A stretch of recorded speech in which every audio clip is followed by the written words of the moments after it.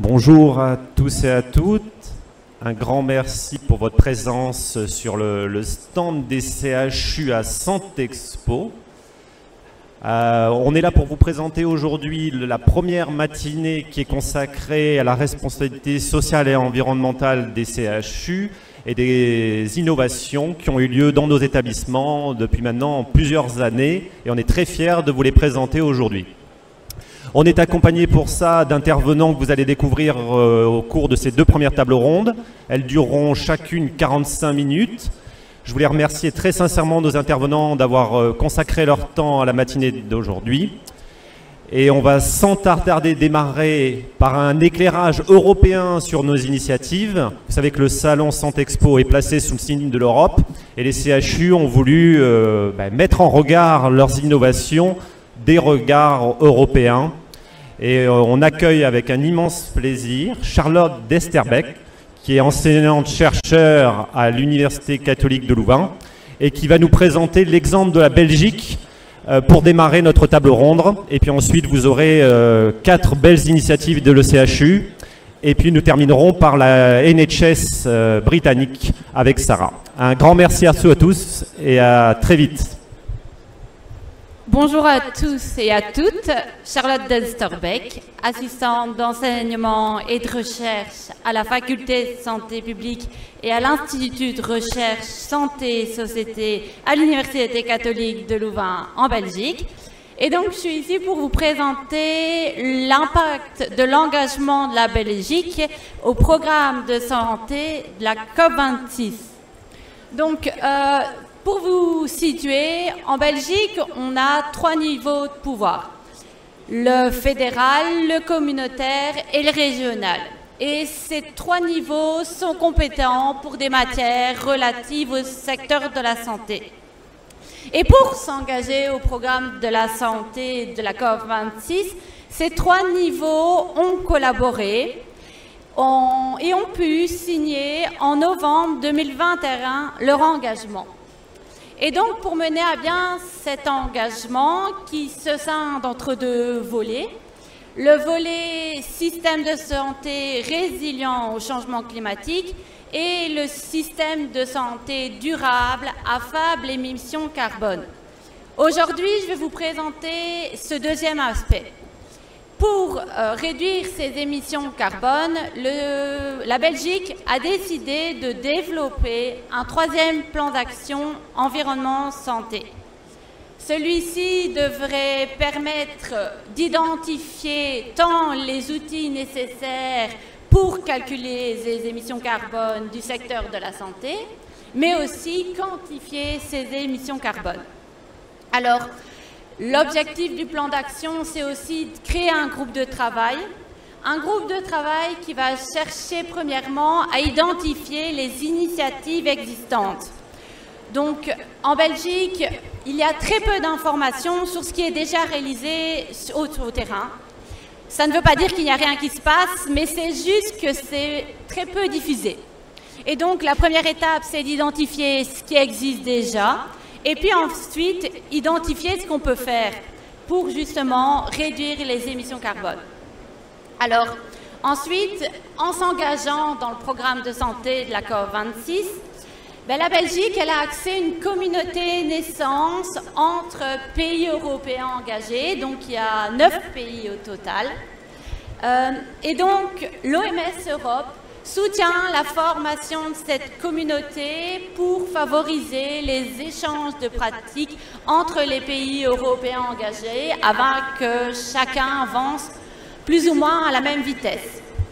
Et donc voilà, si j'ai 2 choses à résumer, c'est qu'en Belgique, on voudrait créer un plan national qui prévaut pour tout le pays pour réduire les émissions carbone du secteur de la santé.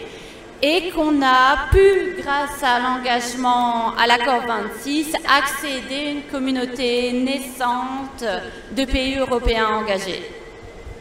Okay, merci beaucoup Charlotte. Je crois que l'un des enseignements de la matinée, en tout cas dans les initiatives qui sont portées par les CHU et les hospitaliers français, c'est qu'il y a plein de choses qui se passent sur le terrain. On a du mal à tout connaître. D'où l'intérêt d'une agora comme ce matin pour partager les expériences innovantes.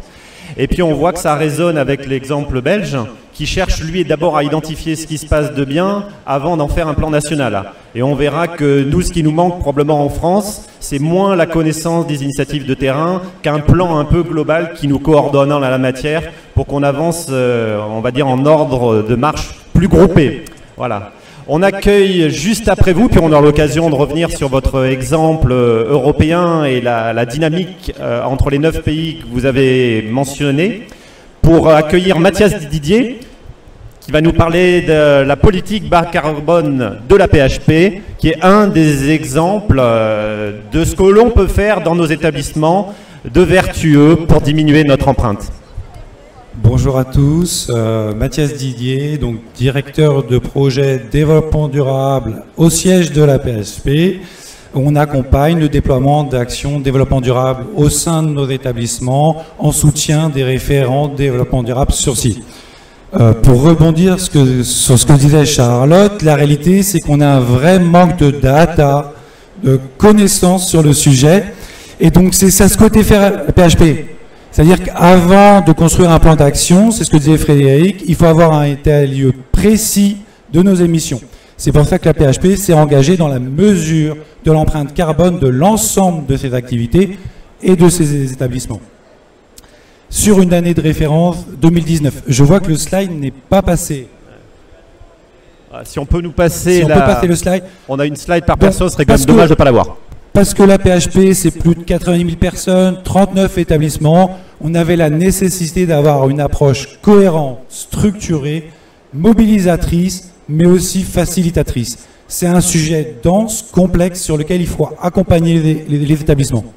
C'est pour ça que dans un premier temps, on a choisi un format central, un accompagnement central de la démarche et un financement central.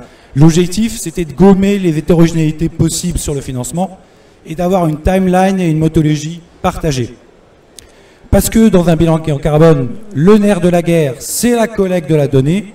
On a la chance à la PHP, et je pense chez vous aussi, de bénéficier d'un outil central, SAP, qui nous a permis de faire un premier gros travail de fond avec l'appui des directions centrales, c'est-à-dire de collecter et de pré-remplir les données qui allaient être ensuite analysées et vérifiées par nos sites.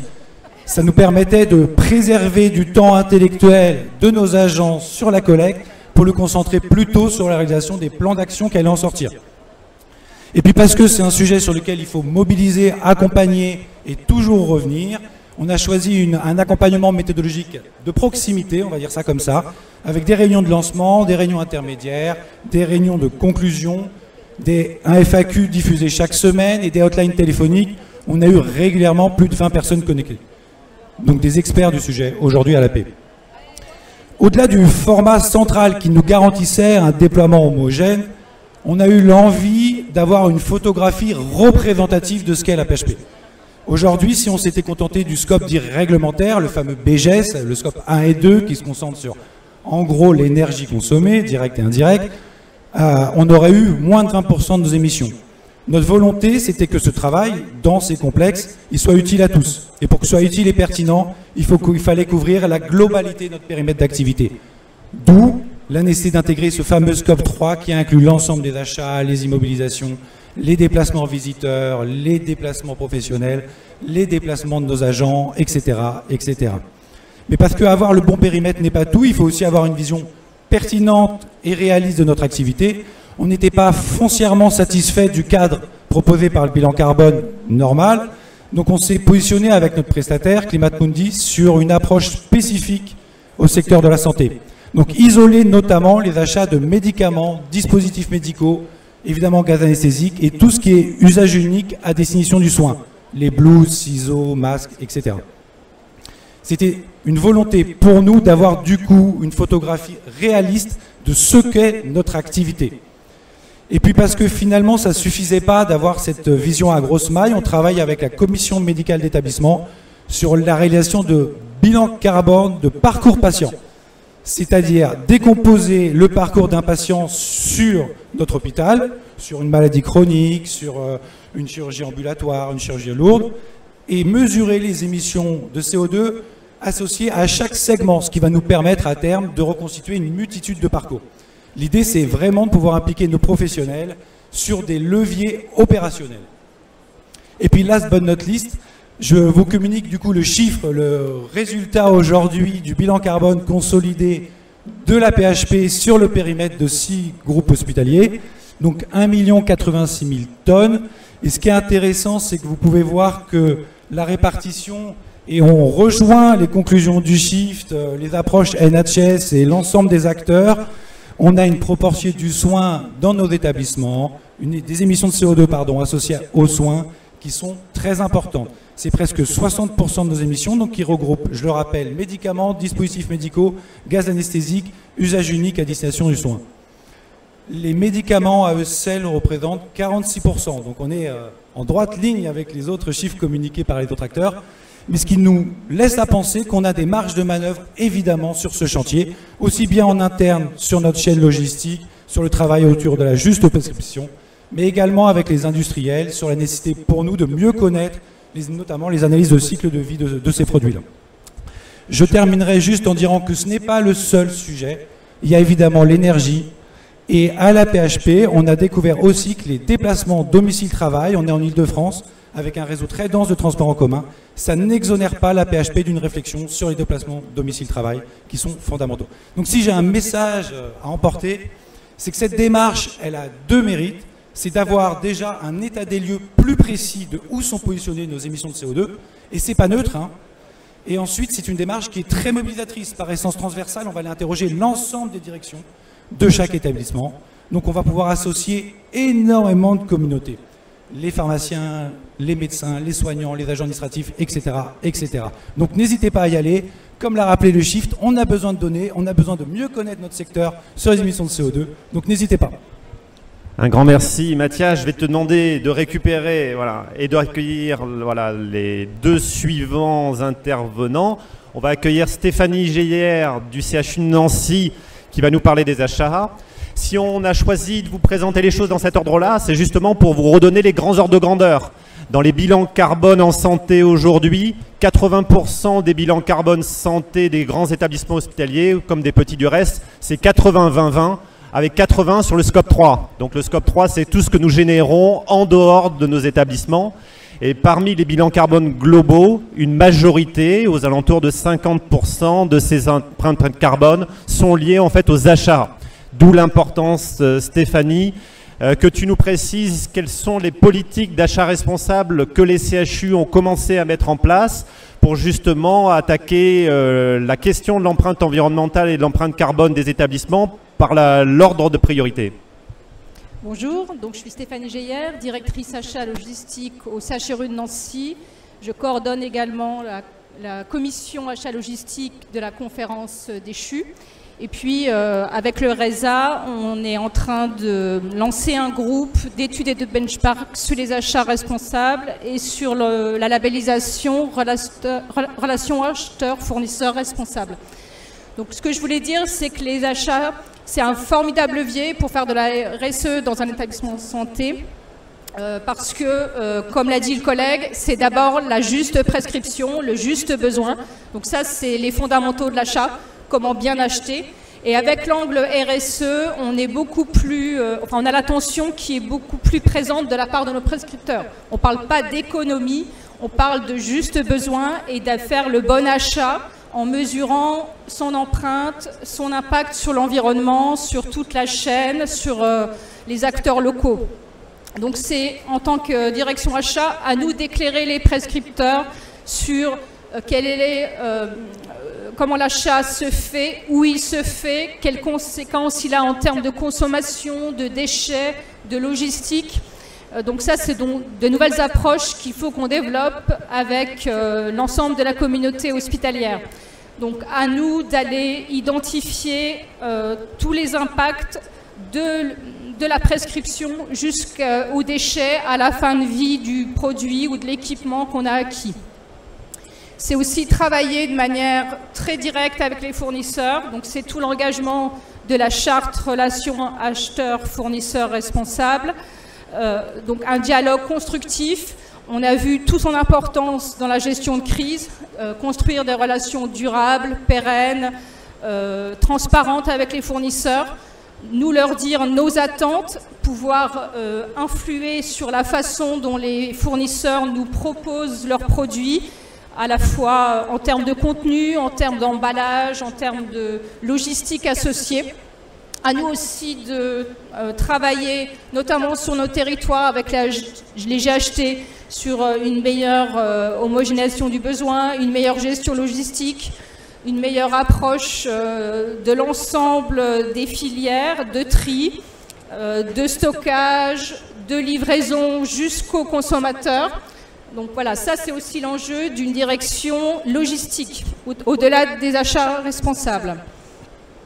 C'est aussi veiller dans la politique RSE à travailler avec les acteurs locaux quand c'est pertinent, ne pas le faire par principe, mais rechercher les bons acteurs de proximité, parce que les CHU et les établissements de santé en général, ils ont un poids économique sur leur territoire qui est évident. C'est souvent le premier employeur. Voilà, il génère énormément d'économies dans son territoire. Donc ça nous rend responsables. Ça doit nous rendre exemplaires sur la façon d'approcher les achats et nos consommations à l'hôpital.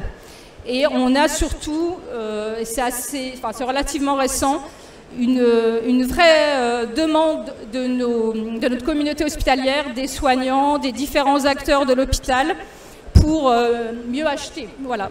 Et qu'on soit vraiment exemplaire et qu'on soit un modèle par rapport à la façon dont les institutions consomment et utilisent les différents biens, les énergies, les transports, etc. Alors voilà, c'est aussi un élément de transformation parce que l'approche RSE via les achats, comme c'est le début finalement de l'expression d'un besoin, de la réponse à un besoin, c'est l'occasion de travailler plus sur le moyen-long terme et moins sur le court terme. Donc forcément, ça oblige aussi à ce que nos directeurs, nos organismes de tutelle aient conscience que voilà, on va peut-être faire un choix qui est plus coûteux au démarrage, mais que globalement, on s'y retrouvera tous à moyen ou long terme. Donc c'est être capable de faire la démonstration de tout l'intérêt, tout le retour sur investissement, pour parler plus avec des termes financiers, mais de nos approches, et d'être dans une démarche beaucoup plus globale et beaucoup plus transversale. Et c'est un élément fédérateur auprès de notre communauté hospitalière. Pour moi, ça rend la fonction achat encore plus attractive et c'est un élément extrêmement intéressant de développement de nos activités. Merci beaucoup Stéphanie. On a commencé effectivement sur les politiques sectorielles après avoir évoqué un établissement dans son ensemble pour essayer de raisonner par cercle concentrique en parlant d'un établissement au sens très large du terme jusqu'à du coup la politique sectorielle que tu évoques qui est quand même la politique qui pèse la plus lourde dans nos établissements en matière d'empreinte carbone. Donc autant attaquer les choses dans le bon ordre et de faire en sorte d'aller sur toutes les dimensions que tu as rappelées avec les plus de 50% de l'empreinte qui est liée au fameux scope 3, donc de choses que nous générons, nous établissements de santé, bien au-delà de nos établissements, puisque nous achetons des produits qui sont fabriqués dans le monde entier et dans des économies qui ne sont pas toutes décarbonées, loin s'en faut. Et c'est ça qui finit par peser très très lourd dans les bilans carbone de nos établissements. Ce que je vous propose, c'est d'affiner encore un peu la perspective. On a parlé souvent du nerf de la guerre financier. C'est Camille Dumas, qui a plusieurs titres, va pouvoir nous expliquer en quoi les histoires de gros sous de nos établissements, et en particulier la gestion des financements verts et des emprunts dits à impact, peuvent permettre de changer la donne dans nos établissements et de concourir à l'amélioration de notre empreinte carbone et de la performance RSE globale de nos établissements. Un grand merci Stéphanie, et puis à toi la main Camille pour nous expliquer ce qui se passe aux hospices civils dans la matière et si ta démarche peut être étendue à d'autres établissements. Oui, bonjour à tous, merci beaucoup Camille Dumas, je suis directeur des finances des Hospices Civils de Lyon et je m'occupe aussi du développement durable aux Hospices Civils de Lyon. Je suis aussi coordonnateur des DAF de CHU pour la commission des CHU. Donc ce que je vous présente, c'est une initiative que nous avons engagée aux Hospices Civils de Lyon avec le partenaire Arkea Bank et un cabinet d'évaluation environnementale qui s'appelle Etifinance, qui consiste à implémenter un outil de financement durable dans les hôpitaux. Donc une initiative dont l'esprit, c'est de la diffuser auprès du maximum d'acteurs hospitaliers et notamment des CHU en priorité. Cet emprunt a vocation à servir des objectifs de décarbonation du secteur, c'est-à-dire qu'il est indexé sur des objectifs d'amélioration de la performance environnementale de l'établissement qui signe cet emprunt. C'est aussi un outil qui permet aux banques de s'inscrire dans un financement plus durable, plus responsable, dans l'objectif d'assignation des fonds des financiers et de la finance mondiale, puisqu'il s'agit de grands acteurs du financement des acteurs économiques. Comment cette innovation peut s'implémenter dans les hôpitaux et quel est son contenu? Concrètement, on a des indicateurs, une quarantaine d'indicateurs à respecter qui sont relatifs notamment à la performance environnementale et qui sont audités chaque année pendant toute la durée du prêt par ce cabinet indépendant. Et donc, on a une indexation de nos frais financiers sur l'amélioration de notre performance sur ces indicateurs. Donc en plus d'avoir une dimension économique de solvabilité, on a aussi une dimension éco-responsable d'amélioration de notre performance qui est intégrée dans le financement. Une banque est prête à réduire les frais financiers qu'elle demande à un établissement de santé s'il améliore sa performance environnementale. À nous, après, d'être bon dans l'action et de performer et d'améliorer ces indicateurs et donc ces résultats. C'est donc à la fois un levier d'amélioration continue, parce que ça se fait dans le temps, ça s'apprécie dans le temps, pas seulement la première année, tous les ans. Et chaque année, on peut incrémenter des bonus en fonction de nos résultats. C'est une comparaison qui se fait sur le secteur. Donc plus on est nombreux à se mettre sur le secteur, plus on peut démontrer aussi individuellement par l'émulation, par les pairs, qu'on est meilleur que les autres. Et donc, chacun participe à l'amélioration collective. Et enfin, c'est une dynamique de progrès. C'est pas seulement la photo une fois, c'est bien la photo chaque année et dans son évolution. Et enfin, c'est un levier de créateur de valeur partagée très important pour les responsables politiques RSE et développement durable dans les établissements de santé. Parce que nous qui cherchons des financements, parfois pour des actions qui n'en ont pas aujourd'hui, il n'y a pas de plan national, il n'y a pas de subvention réellement dédiée au secteur hospitalier sur ce domaine, eh ben, c'est une manière aussi d'aller chercher de la valeur et de recycler des économies, des gains financiers au service d'actions développement durable que l'on peut financer. Et c'est très concrètement ce qu'on a fait aux Hospices Civils de Lyon, parce que dès la première année, on a obtenu un gain et on l'a recyclé au service du financement de quelques actions qu'on a pu mettre en œuvre sans budget aux Hospices Civils de Lyon. Donc voilà, une invitation aussi à créer de la valeur à travers ce mécanisme de financement externe. Merci beaucoup Camille. Je crois que c'est là qu'on voit l'intérêt d'une démarche qui n'est pas une démarche uniquement sectorielle, mais qui est une démarche multifactorielle dans nos établissements où on attaque le sujet de l'empreinte environnementale et de l'amélioration de la performance RSE par plein de biais différents, en commençant par le commencement et puis en allant aussi chercher de la valeur dans les emprunts par exemple, ou dans nos différentes politiques, que ce soit achat, les mobilités, ou tout un tas d'autres sujets qu'on vient d'évoquer. Donc un grand merci pour ton intervention qui était très complémentaire par rapport à celle qu'on vient juste d'entendre. J'avais 3 mots, moi, qui me venaient à l'esprit dans la matinée. C'était connaître, agir et convaincre. Alors connaître, c'est ce que Charlotte nous expliquait, que les Belges essayent de mettre en œuvre, c'est comment on connaît finalement ce qui se passe concrètement en matière d'empreinte environnementale. Connaître, c'est aussi les bilans carbone. En fait, c'est un mot qu'on a évoqué avec Mathias en disant il faut connaître d'abord où sont nos sources de dégagement de gaz à effet de serre et d'empreinte carbone pour mieux agir. L'action, c'est tous les deux qu'il avait montré, et Mathias juste avant vous. Le convaincre, c'est le professeur François Roch qui va nous en parler, si vous pouvez lui laisser une petite place, afin qu'il puisse nous expliquer comment justement on va convaincre tous les acteurs de l'hôpital. On est encore peut-être un peu minoritaire à pousser l'ensemble de ces démarches-là. Et il faut, professeur, qu'on embarque nos communautés. Je vais bien entendu vous passer la slide que vous avez préparée et vous allez nous expliquer pourquoi on passe d'une ère de la guerre financière à la guerre de Troie. Bonjour, alors je suis chirurgien cardiaque, président de la CME du CHU de Martinique. Voilà, et j'anime au sein de la conférence des présidents de CME la commission développement durable. Voilà, écoutez, moi ce que j'ai à dire est assez simple. Il ne se passe pas un 20 heures sans qu'on ait une information sur une catastrophe. Ces catastrophes, moi je les vois dans mon jardin. Je n'aurais pas imaginé il y a 10 ans que mes cocotiers mourraient un à un, ce qui est en train de se passer. Et quand on te demande aux experts ce qu'ils en pensent, ils ne sont pas plus rassurants parce que le GIEC nous a dit qu'on avait globalement 1000 jours devant nous pour changer les choses. Moi, je ne pense pas qu'on va devoir convaincre les utilisateurs. On n'aura pas besoin de convaincre les soignants. Les gens de l'hôpital sont des citoyens. Ils sont inquiets. Ils sont inquiets maintenant pour leurs enfants. Et donc, le terrain est prêt au niveau de nos hôpitaux pour faire bouger les choses.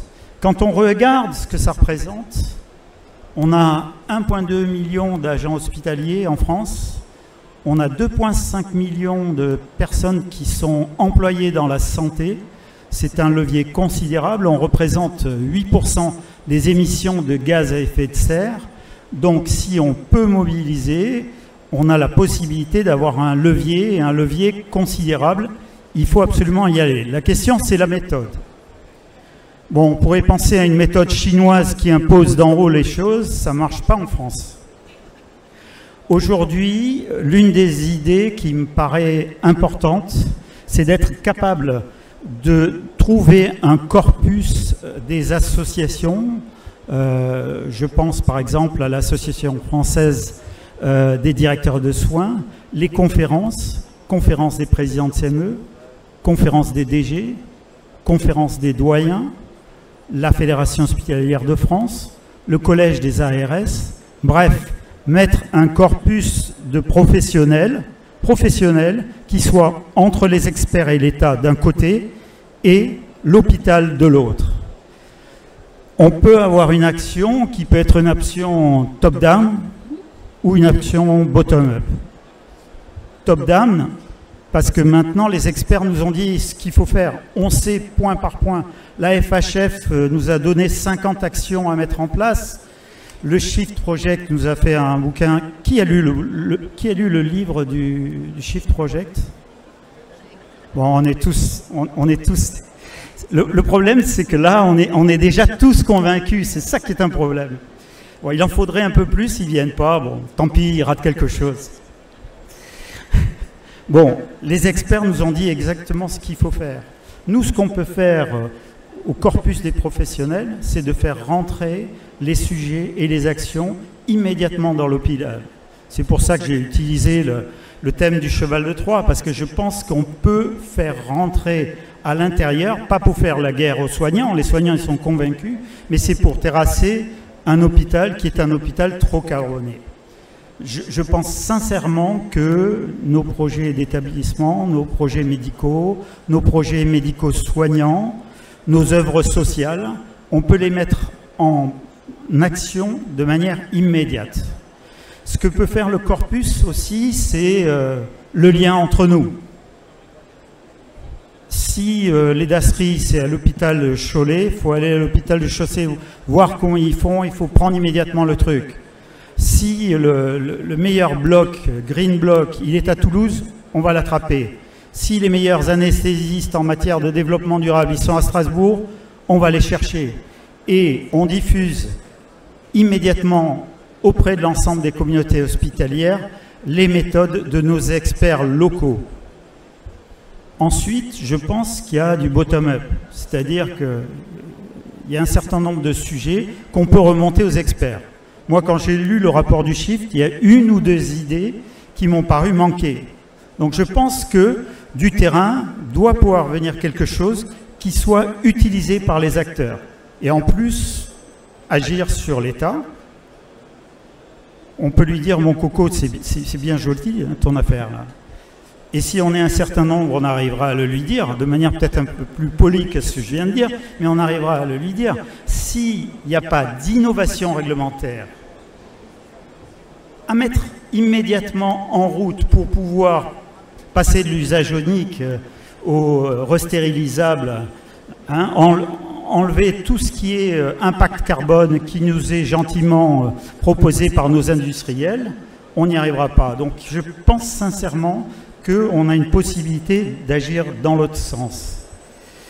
Au total, il y a un autre sujet, c'est qu'avec 2,5 millions d'acteurs, sur les familles 10 millions, parce qu'un hôpital c'est à l'intérieur, c'est une cité en soi-même l'hôpital, et c'est à l'intérieur de la cité, c'est au centre des préoccupations de transport, des territoires, et des œuvres sociales. Et je pense qu'en plus, si mon docteur y va, moi j'y vais moi aussi.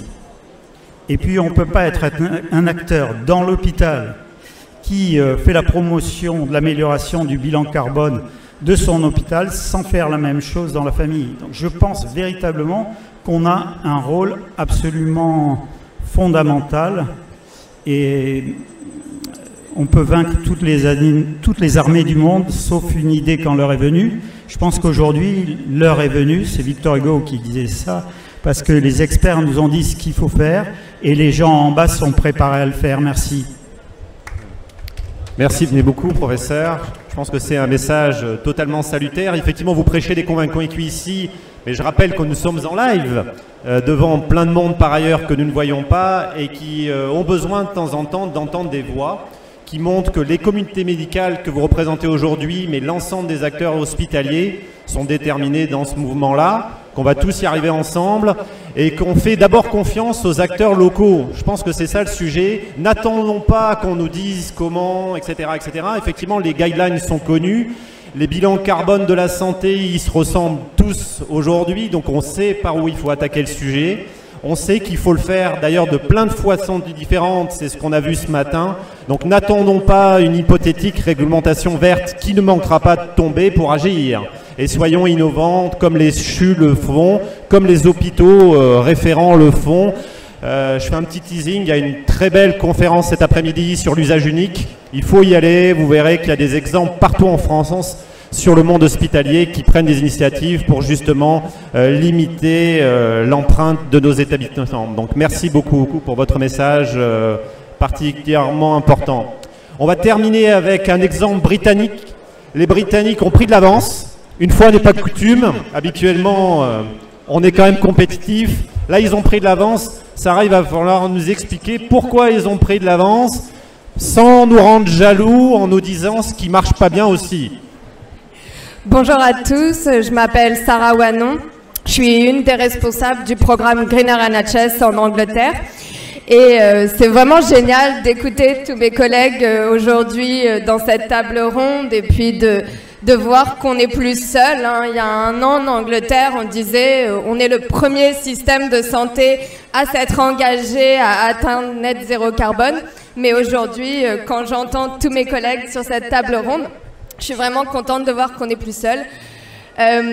Donc, au départ, en Angleterre, c'est un engagement national. En 2020, on a publié notre Net Zero Strategy et on s'est engagé à atteindre Net Zero carbone pour 2040 sur les émissions qui sont directement dans notre contrôle. Et pour 2045, sur toutes nos émissions, donc ça comprend nos achats, toute notre chaîne d'approvisionnement. Ça, c'est l'engagement national. Cet engagement, il a été construit sur des initiatives locales parce que depuis des années, il y avait des acteurs de terrain, comme vous tous aujourd'hui, qui faisaient déjà bouger les choses localement, qui avançaient, qui prenaient des initiatives. Et puis aujourd'hui, on boucle cette boucle. Monsieur Rock nous a parlé de top-down, bottom-up. C'est exactement ça, ça doit aller dans les sens. Et aujourd'hui, chaque hôpital en Angleterre, chaque système territorial a un green plan, c'est-à-dire un plan de décarbonation pour les prochaines 3 à 5 années. Qui vraiment couvre tous les volets de la décarbonation, donc de notre stratégie nationale. On parle bien sûr des achats, de l'immobilier, des parcours de soins, de la nourriture, etc., etc. Ce qui est très important là-dedans, c'est d'emmener tout le monde avec nous. C'est pas juste une affaire de médecin, c'est pas juste une affaire de directeur d'hôpital. Chacun peut faire quelque chose, que ce soit le chef de cuisine, le brancardier, le directeur, l'anesthésiste, tout le monde peut faire quelque chose et c'est vraiment important d'améliorer la conscience et la connaissance sur ce que chacun peut commencer à faire dès maintenant. Donc vous voyez ici notre petite bannière. C'était notre campagne Greener NHS pour essayer vraiment que tout le monde connaisse notre objectif avec ce slogan Reduce Emissions, Reduce Admissions. Parce que la décarbonation, c'est au cœur de notre métier de soins. En s'adressant au changement climatique, on peut aussi améliorer les soins, améliorer la santé de nos populations. On a entendu parler de l'importance des achats durables, ça a été une de nos mesures fortes. On ne peut pas décarboner notre chaîne d'approvisionnement sans vraiment bouger nos fournisseurs, entrer en partenariat avec fournisseurs. Et nous avons publié une trajectoire à 8 ans avec des exigences graduellement plus ambitieuses pour nos fournisseurs pour qu'en 2027, le NHS ne passe plus aucun contrat avec des sociétés qui n'ont pas en place un plan de réduction carbone sur leurs 3 scopes d'émissions. Donc on emmène tout le monde avec nous. Et c'est vrai que souvent ce qu'on me demande c'est « Mais oh, Sarah, on n'a pas de données, on ne sait pas vraiment où commencer ». Si, on sait, on l'a entendu aujourd'hui, on a plein d'exemples. Les données, c'est très important, il faut continuer à mesurer, évaluer ce qu'on fait, comprendre l'impact de ce qu'on fait, mais on peut commencer, on sait déjà quoi faire. Et il y a des initiatives qui existent, qui sont bonnes pour l'environnement, bonnes pour la santé de nos patients, bonnes pour la motivation de nos équipes. Un des exemples sur lesquels je travaille personnellement, c'est les aérosols pour l'asthme. On a une super opportunité d'améliorer le soin de nos patients asthmatiques et en même temps de réduire les émissions carbone. Donc on peut commencer, n'attendez pas, c'est aujourd'hui, pas demain. Merci beaucoup Sarah. Un nouveau message très clair, je pense qu'il touchera directement au cœur les hospitaliers. Je crois que la grande leçon aussi, c'est que c'est l'affaire de tous. C'est l'affaire des hôpitaux en tant qu'institution. François Roch nous rappelait à l'instant qu'il y a besoin de se mettre d'accord tous ensemble pour partager les bonnes pratiques. Et puis, conférence des doyens, conférence des PCME et puis tous les institutionnels. On n'a pas cité aussi, il y a de nombreux réseaux qui existent en France. On a un centre de développement durable en santé, un excellent article dans Le Point de votre confrère à Strasbourg qui indique lui aussi les initiatives qui ont été prises sur les Green Blocs. On va en parler dans la table ronde juste après, pour montrer qu'il y a une dynamique d'ensemble dans nos métiers. On a 150 métiers à l'hôpital, tous sont convaincus d'y aller. Il faut simplement maintenant leur donner les bons outils et puis surtout accompagner les initiatives qui sont prises au niveau de chacun de nos établissements et d'avoir quelque chose qui soit un petit peu mieux coordonné au plan national. Comment vous analysez, Sarah, juste peut-être dernière question avant de prendre quelques questions et de passer à la table ronde d'après où on va rentrer justement au cœur de nos établissements pour voir concrètement ce qui se passe, directement le soin étant directement contributif de la diminution de l'empreinte carbone. Les deux sujets sont les mêmes. Comment vous expliquez que les Anglais ont pris ce virage beaucoup plus tôt que nous? Est-ce que c'est parce qu'ils sont plus touchés par les problématiques environnementales que nous, ou est-ce que c'est simplement parce qu'ils ont vu plus tôt les choses? Je pense qu'il y a eu beaucoup d'initiatives sur le terrain depuis des années, donc c'est exactement ce que je vois, ce qui se passe ici. Et ces initiatives terrain sont remontées. Ensuite, on a eu la chance, c'est vrai qu'on a un système très centralisé, donc ça nous a permis de prendre cet engagement au niveau national. Maintenant, c'est un système plus centralisé, mais c'est pas non plus on dit quelque chose et tous les hôpitaux font. Donc on a aussi ce même travail d'emmener tout le monde avec nous. Mais c'est vrai que l'impulsion nationale, l'engagement avec un objectif net zéro très clair, une trajectoire, a vraiment aidé et accéléré les choses.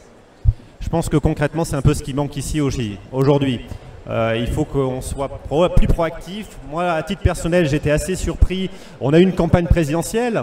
Les éléments liés à l'évolution de l'empreinte carbone du pays ont été évoqués. On a peu entendu le monde de la santé, pas assez, en tout cas je le trouve à titre personnel. Et c'est le moment, je pense qu'on peut secouer tous ensemble le cocotier qu'évoquait François Roch, avant qu'ils meurent tous, ces cocotiers, pour faire en sorte que on ait les politiques qui vont bien dans l'ensemble de nos établissements, sans attendre une hypothétique prise d'initiative au plan national, même s'il y a déjà des choses qui avancent. Chacun de nos établissements a cette faculté. Est-ce qu'on peut prendre, après vous avoir singulièrement remercié, une ou deux questions, s'il y en a dans l'assistance pour nos intervenants? On doit absolument tenir un timing très serré dans la matinée, il nous reste 2 minutes. Avant qu'on entende la table ronde suivante. La table ronde suivante, elle va rentrer au cœur du soin, au cœur de nos établissements, sur le sujet de comment on fait pour diminuer notre empreinte carbone, après une réflexion un peu plus macro évoquée par nos intervenants. Est-ce qu'il y a certains d'entre vous qui souhaitent prendre la parole? Madame, est-ce qu'on peut lui donner un micro? Camille ou Stéphanie, vous pouvez leur proposer le micro pour qu'on vous entende bien. On va pouvoir prendre au moins 1 ou 2 questions. Merci. J'avais une question pour vous, Madame Desterberg. Vous dites que vous voulez identifier l'ensemble des initiatives sur le terrain en Belgique. Comment est-ce que vous allez vous y prendre en termes méthodologiques? Non, je suis coincée. Pardon, je me mets là. Alors, il faut savoir que moi, je ne suis pas dans le projet. J'ai été mandatée, si je peux dire ça, pour venir à cette table ronde et rencontrer les ministres de la Santé en Belgique, en tout cas leurs représentants. Et donc c'est eux qui ont mis l'accent sur le fait qu'ils n'avaient pas d'informations sur les émissions carbone du secteur de la santé en Belgique et qu'ils souhaitaient le faire. Alors, ces informations se trouveront dans le plan d'action environnement santé qui est en cours d'élaboration pour le moment. Mais donc concrètement, avant 2023, la méthodologie utilisée n'est pas, il n'y a pas d'information encore sur la méthodologie qui sera utilisée pour justement calculer ces émissions carbone. D'autres questions pour nos intervenants? Profitez de leur présence. Jérôme, est-ce qu'on peut envoyer le micro? Attention. Si tu peux te rapprocher éventuellement. Courte question, Jérôme Lebrière, DG du CHU de Martinique. J'ai un président de CME qui est enthousiaste sur le sujet. Je voulais savoir si vous aviez, notamment Camille, d'autres financeurs que Arkea qui se lancent dans cette démarche-là. Et puis, simplement vous dire que vraisemblablement, le projet d'établissement du CHU de Martinique, il sera développement durable et développement durable. Voilà. C'est majeur que les Outre-mer se soient mobilisés. On sait qu'ils sont très sujets aux impacts environnementaux et tout ce qui se voit, c'est d'autant plus marquant pour les communautés.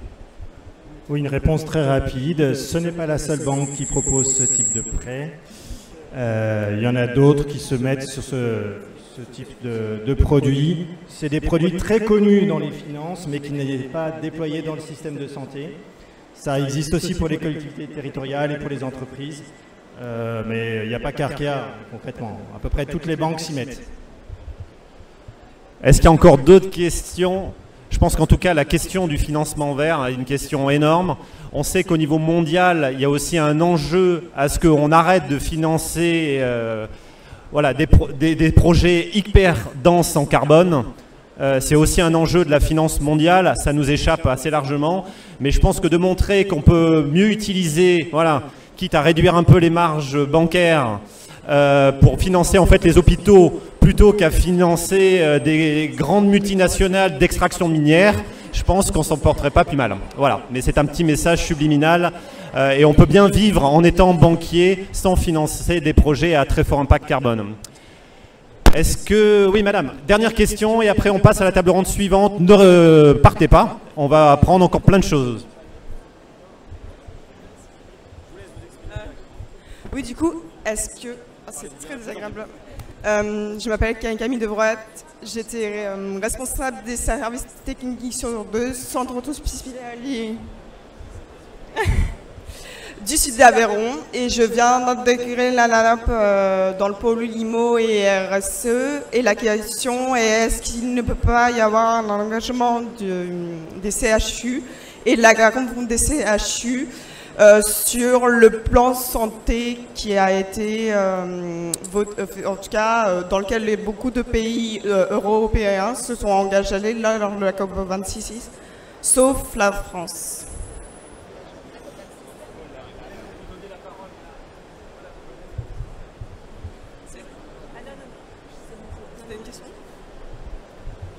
Pour bien avoir saisi votre question, je pense que les CHU, malheureusement, n'ont pas la possibilité de prendre des engagements nationaux en dehors de D'accord. Mais on peut les porter. On va parler tout à l'heure avec Marie et Laurie, nos deux expertes, justement de l'environnement stratégique, un peu national et international, sur justement les grands plans nationaux santé anti-environnement qui conditionnent effectivement et qui doivent cadrer l'action des uns et des autres. Donc les CHU, ils sont prêts à porter. Et d'ailleurs, c'est pour ça qu'on consacre la première matinée de notre Agora aux questions de la responsabilité sociale et environnementale. On a rappelé tout à l'heure qu'on était des acteurs majeurs sur le plan de l'emploi, on est des acteurs majeurs sur le plan du soin et du territoire, et on a de fait un rôle d'animation et d'engagement dans la dynamique de la réduction de notre empreinte environnementale. Mais cette prise de conscience est plutôt récente, et on a besoin maintenant de la conforter et de la coordonner maintenant au plan national pour faire porter les engagements de la France. Voilà. Merci beaucoup à tous et à toutes. Merci pour vos questions. On enchaîne dans 1 minute sur la décarbonation au cœur du soin. On peut applaudir nos intervenants qui ont fait un déplacement parfois lointain pour vous exprimer leurs innovations et leurs visions. Un grand merci à tous. On se retrouve dans 1 minute.